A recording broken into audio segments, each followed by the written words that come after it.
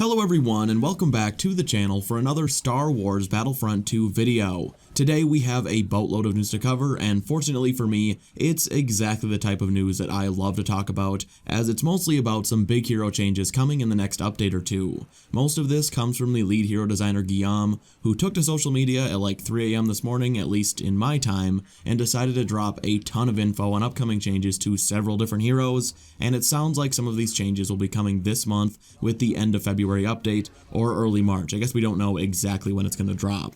We also have more details on Scarif, including when we can expect it to release, and some other bits of news to get to. Let's not waste any time and just jump into this, because these are all changes I'm pretty excited about. I know some people hate how the heroes are constantly getting rebalanced and such, but for me at least, it just keeps the game fresh, especially with some of the low tier heroes that have desperately needed some balancing for months. Speaking of heroes that have desperately needed balancing for months, we have further details on the full rework that Leia will be getting. In case you missed the initial announcement, a couple of weeks ago the lead hero designer announced that Leia is being completely redone, with one of her abilities being replaced, another being heavily modified, and the third being buffed. This led to a ton of speculation as to which ability would be getting which treatment, and this morning Guillaume put most of that discussion to rest, putting out a tweet saying Leia's changes are being tested, hope to release them soon, with a picture that says thermal detonators that I can work with. This pretty much confirms that it is indeed Leia's flash grenade that is getting replaced with a thermal detonator, which is something people have been suggesting for a very long time, because Leia's flash grenade is the definition of trash,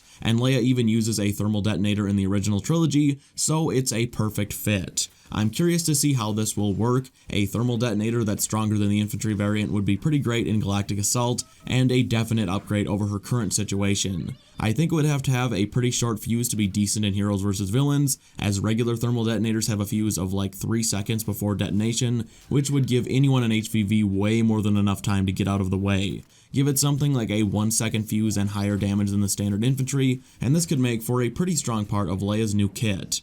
Leia's flash grenade being the one to be replaced also pretty much confirms what's happening to her other two abilities, as Guillaume said that one would be buffed and the other replaced. As of right now, I really don't see Leia's E11 going anywhere, so I'm hoping they tighten the spread on it and either up the base damage a little bit or maybe give it very mild explosive damage. As it currently stands, her E11 actually does less damage per second than her regular pistol, which makes it rather pointless. The only reason to ever use her E11 is when paired with her 25% damage reduction card, but even then you are lowering your damage output in the process. This also means that her shield, in all likelihood, will be the ability to get a modification. I'm not sure what they'll do with her shield. I can think of about 10 different possibilities that are all equally likely, but fortunately we won't have to wait long to find out, as Guillaume said the changes are already finished, so it's likely they'll roll out later this month. Moving on, a few other hero abilities are getting completely reworked, and the newest batch announced this morning were tied to 3 separate heroes. Guillaume says Chewbacca's bowcaster is getting a big rework,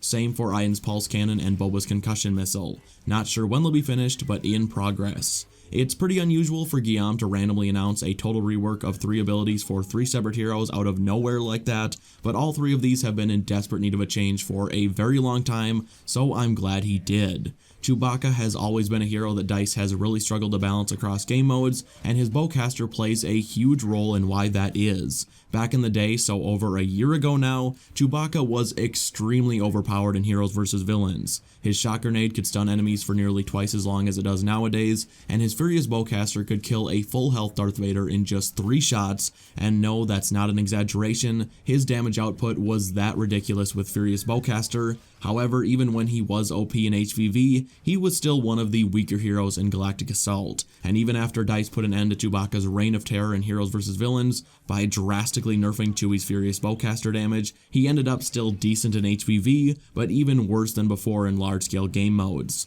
Since then, DICE has tried to make Chewie better by giving him health on kill with the other heroes and adding a nice damage reduction star card, but even so, he is still not great in comparison to heroes like Han. In Galactic Assault especially, anything Chewbacca can do, Han can do it better, and it really just mostly comes down to Chewie's regular bowcaster having the slowest time to kill of any hero weapon in Battlefront. His bowcaster overload is a different story, but his regular bowcaster is very weak, especially against infantry, and apparently Guillaume agrees because according to him it's getting a full rework. I really hope they allow Chewbacca's bowcaster to be charged up into some sort of range shot, because that's a huge part of Chewie's problem. On the vast majority of phases in large-scale game modes, you have to deal with enemies at medium to long range, and Chewbacca's bowcaster does nothing more than tickle the enemy at anything past close range, which makes Chewie one of the easiest heroes to kill. Give Chewie an option for range combat with his bowcaster, increase his damage a bit against infantry, not heroes, or he'll end up OP in HVV again, and he would be a solid choice as opposed to an extremely situational pick. Boba's concussion rocket is a much simpler matter when it comes how to fix it, because as the ability currently stands, it is borderline useless, and the star card that actually makes it decent, Blaster Disabler, is one of the least reliable star cards in all of Battlefront 2, something we've experimented with in depth in a recent video. I think Boba's concussion rocket should have the Blaster Disabler effect by default, replace that star card with something else, and then maybe have the concussion rocket deal a very moderate amount of damage, maybe something like 50 or 100. That is all DICE needs to do. Honestly, just adding a bit of damage would go a long way to having the ability have some use. Iden's Pulse Cannon is an ability that I didn't really think DICE would ever touch, but I'm glad they are going to change it up. Don't get me wrong, it's an okay sniper, but everything else about Iden is just so damn good that you are way better off taking advantage of her TL-50, Shock Droid, and Shield up close, where she's among the best blaster heroes in the entire game. Her Pulse Cannon has a very long charge up time, an awkward reticle that needs a redesign, and just a few things about it that are pretty clunky. I think back to Neen Nub's Pulse Cannon from Battlefront 2015, that thing was absolutely beastly, had a quick charge up time and could be hip fired relatively easily for some really strong splash damage through a hero block at close range. Hip firing with Iden's Pulse Cannon, on the other hand, is incredibly awkward, and in that time you could have dealt way more damage just using your TL-50 alt fire. I'm excited to see what DICE does to the Pulse Cannon. Iden is already really good, and in most situations Iden's Pulse Cannon is just kind of there, with no real reason to use it over your standard blaster. A few final bits of info from Guillaume. Vader is having his damage reduction during Force Choke reduced from 75% down to 20%. No surprise there, now that he is able to block and attack while using his Force Choke. Vader is without question the strongest hero in HVV. He's basically a downright god in all hero-based game modes. BB-9E is getting a bit of a buff, although not to his damage or anything, so thank God my hero guide won't be outdated, just to the points he earns for supporting his team. Right now he gets like 3 points for healing teammates, which is essentially nothing in the grand scheme of things, and for a hero that's supposed to be support oriented, increasing the points he earns would definitely encourage BB-9E players to stick by their teammates. Moving on, our community manager Ben has been active with some news today as well. First, he announced when Scarif would be releasing, and I was absolutely shocked to see that Scarif has been confirmed for March. I was not expecting Scarif until around May, maybe April at the very earliest, because that's just how this sort of thing usually works with DICE. If there's a community transmission and they have an exciting announcement they briefly mention with little to no details, it usually means a 3 to 5 month wait, and oftentimes even longer than that. That's exactly what happened with Felucia, BB-8, and BB-9E, and countless other announcements in the past. But the wait for Scarif won't be long at all, as it is confirmed for next month, which is really exciting. Speaking of exciting things, it looks like the Death Trooper is getting a brand new blaster. For the longest time, people have been asking for the Death Trooper's current blaster to be replaced with the E11D, which is their signature blaster.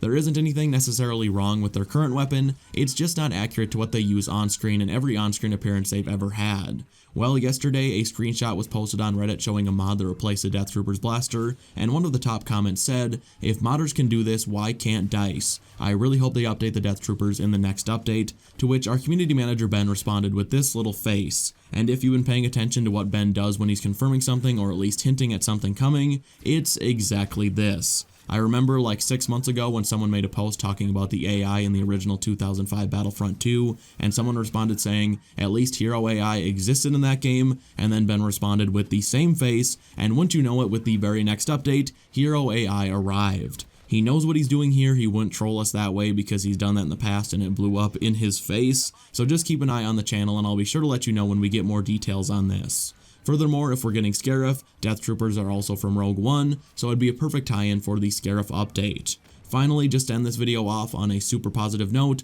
the Battlefront 2 design director tweeted out today announcing that the active player count has doubled over the past couple of months, which is pretty insane. A game doubling its player count 2 years into the development cycle is almost unheard of, and hopefully it leads to another full year of support. Well guys, that is going to do it for today's video. If you enjoyed it, be sure to leave a like, and if you are new around here, feel free to subscribe so you never miss a future upload, and we are less than 1,000 subs away from 200k, and it's looking like we'll hit that before this week is over, which is super exciting. Thank you all so much for watching, and I will see you in the next one. Bye.